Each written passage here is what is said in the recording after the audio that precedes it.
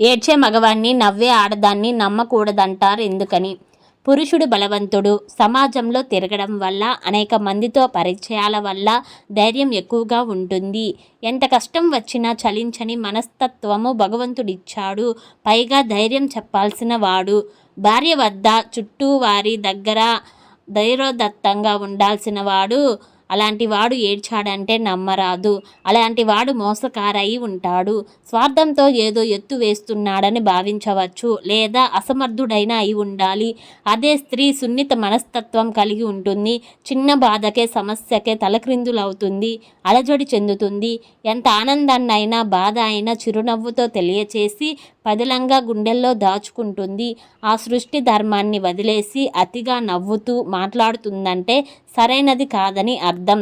ఆడది మాటిమాటికి కారణం లేకుండా నవ్వుతూ ఉంటే ఆ ఇంటి మగవాడి పరువు నవ్వుల పాలే.